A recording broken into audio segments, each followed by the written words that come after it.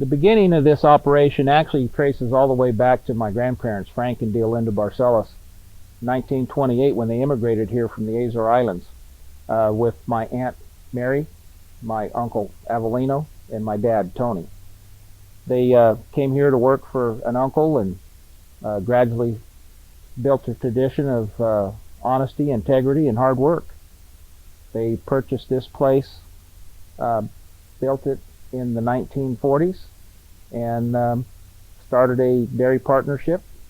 And in 1971, my dad left that partnership and went into the electronics business.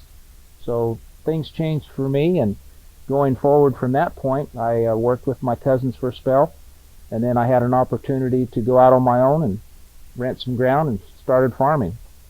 Same time, I got married to Philomena Pierce, and our family took off from there. From 1976 until 1989, I just farmed with Barcellos Farms, and then had the opportunity, after the passing of my grandparents and some estate settling, to actually kind of come home and go in the dairy business. We had plenty of feed that I could grow. I was farming cotton and selling feed to other dairymen already, and since my family had gone on to other areas, I was the only one left here to manage the old home property, and I decided to go in the dairy business myself. That's when I brought in Louis Tristo, Max Ribeiro, and Joey Ribeiro, and we actually started a little four-way partnership to get us all on our feet in the dairy business. And shortly thereafter, we expanded the herd. Max and Joey went on to their own business, and Louis stayed here with me until later on when we started T-Bar Dairy number 2.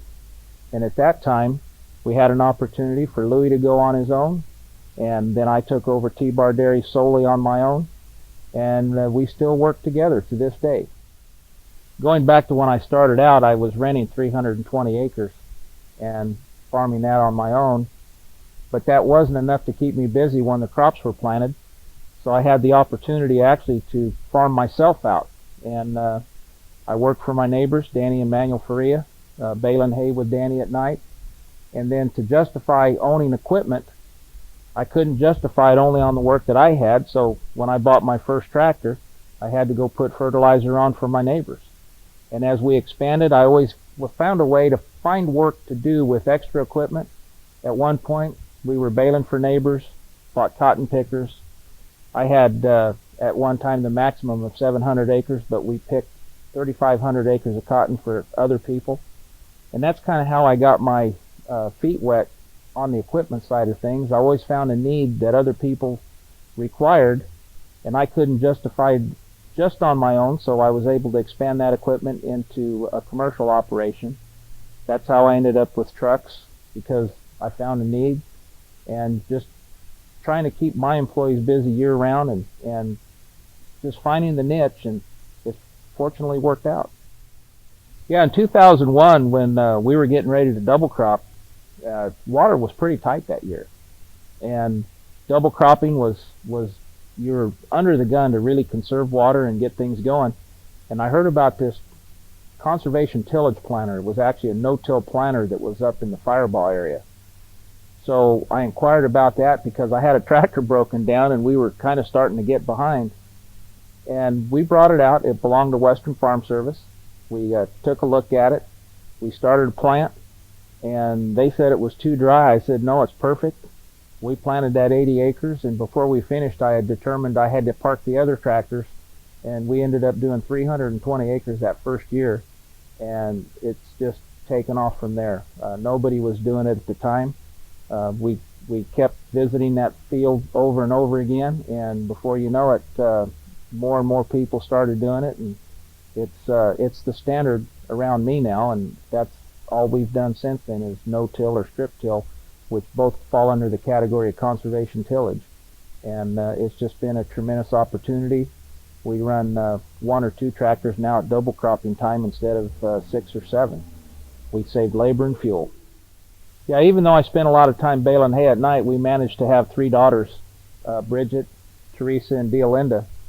And it was really kind of unusual because everybody says, well, you've got to have boys to farm. And I don't think that's necessarily the case, because there was a summer when Bridget and Teresa were in high school, and Dee Linda, I think, was in 8th grade, where they cut all the hay all summer long. I didn't have to have the guys do it, and they were actually better with the equipment because they knew if it broke down, I'd be upset. So that was my hay cutting crew. The girls were always really involved, even in the business, whether they worked on the farm or not, because they had show cows. We were in 4-H. I was a dairy leader and really proud to work with them. They clipped their own animals. They did their own work. Nothing was handed to them. And I'm really proud of them that they've always taken initiative to do things on their own. Bridget, when she was in graduating high school, I called on her one day to really fill in for me because I had Fresno State and college, and I have to cut that out. I was really proud of my girls always taking the initiative too, because they knew everything that kind of went on. And I was really proud of Bridget one day when I called on her to fill in for me, because I had 2 classes coming out, one from Cal Poly and one from Fresno State, to look at the GPS equipment that we had on the combine and the tractors. And they would make a field trip out here to Gillespie Ag Service and look at Dana's equipment there, and then they would stop at my farm on the way back. And since I had to be out of town for another meeting, I called on her to give them the what for and give them the explanation of how these things worked. And it was kind of fun because the Cal Poly boys didn't pay too much attention to equipment. They were paying attention to her.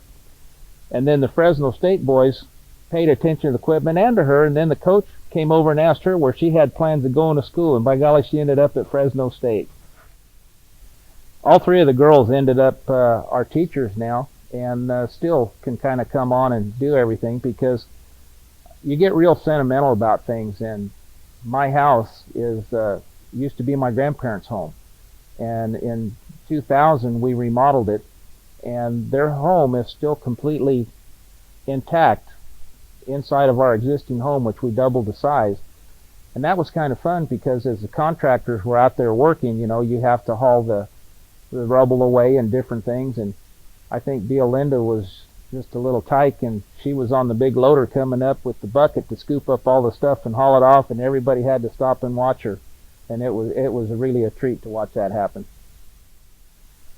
The fact that the girls are real close to home and everything else means a lot to me, because Bridget married Matthew Kidder, and they have 4 boys and a new daughter, and we're really excited. And Matthew's my right-hand man on the farm, out there taking care of the hay baling and basically the farming chores.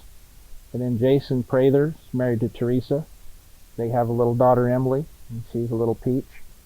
And he's a tremendous mechanic, and he takes care of things in the shop. And Matthew and Jason both have unique skill sets that just really complement each other. And they work well together, and they're getting better all the time on communicating and making sure that we have things ready to go. And Jason also takes care of the grain harvesting and the pistachio shaking. And that's going to be his future in that. I've partnered with Gordon Foster in LGT harvesting, and Jason has a lot of experience in that, and he's got a future in that also. My public involvement in things such as the Land O'Lakes, Farm Bureau, Western United Dairymen, Measure R, and just different things kind of stem from the desire to help out and watch things be accomplished because of participation. I've gotten to know a lot of people that put their best foot forward and really put an effort in to help get things done. And if you're not satisfied with something, then you need to get involved in it and try to make it better. And that's just something that would come up from when I very first started. There was a little group got together at the irrigation district. They wanted to educate those of us that were younger, and we were asking questions why. And when we would get our answers, we weren't satisfied. We says, well, it shouldn't be that way. Then they says, well, then try to make a difference. And it just kind of grew and developed from there. And when you're in FFA in school or 4-H, you work together with people. try to accomplish a common goal. And all my life, I've always been trying to find ways to make things better and to see what I could do to help. You know, the real advantage also, though, of being in the things that I've been involved in, going to Washington, going to Minnesota, Sacramento, going to the dairy shows, you just make friends, establish relationships from people all over the country. And that's just not in passing. I mean, I've got them in my phone. I call them sometimes. You know, when Hurricane Sandy hit back on the East Coast, I have a friend in Virginia. I called them and asked them if everything was okay. And you know, you realize how much you cherish and value those kind of relationships. And we've developed a lot of those over the years. Because, you know, I remember when I started out in business, you find out how much reputation means. Because here I was 20 years old, going in and telling them who I was, and they says, "Oh, we knew your grandfather, we know your dad. You have an account open already, just by that." And Lawrence, it wasn't Lawrence Tractor at the time, but Frank Lawrence and that company's been wonderful to me.